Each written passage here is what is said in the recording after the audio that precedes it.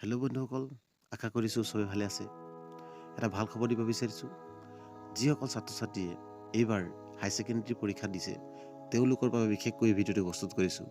হয় বন্ধুসকল, যিসকল ছাত্ৰ ছাত্ৰীয়ে হাই ছেকেণ্ডেৰীত প্ৰথম বিভাগত উত্তীৰ্ণ হ'ব অৰ্থাৎ ফাৰ্ষ্ট ডিভিজন লৈ পাছ কৰিব, তেওঁলোকে লাভ কৰিব এখনকৈ স্কুটি। ল'ৰা আৰু ছোৱালী উভয় পক্ষক স্কুটি প্ৰদান কৰিব। হয় বন্ধুসকল, কথাষাৰ মই মিছাকৈ কোৱা নাই, আপোনালোকক মই তথ্য সহকাৰে দেখা দিব বিচাৰিছোঁ মোৰ স্ক্ৰীনৰ জৰিয়তে। আপোনালোকে ইতিমধ্যে দেখা পাইছে মোৰ হোম স্ক্ৰীনত ওলাই আছে আছাম বাজেট 2020-23।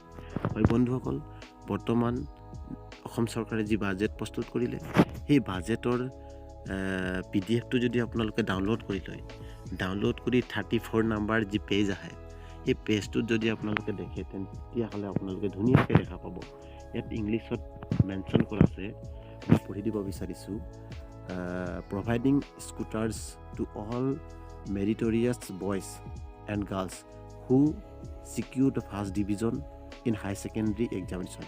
অৰ্থাৎ তেওঁলোকে ক'ব বিচাৰিছে যিসকল ছাত্ৰ ছাত্ৰীয়ে হাই ছেকেণ্ডেৰীত প্ৰথম বিভাগত উত্তীৰ্ণ হ'ব তেওঁলোকক অসম চৰকাৰে একোখনকৈ বাইক নতুবা ছোৱালীসকলক স্কুটি প্ৰদান কৰিব। গতিকে বন্ধুসকল, অতিকৈ ভাল খবৰ নহয়নে বাৰু? হয় বন্ধুসকল, ভাল খবৰ নিশ্চয়।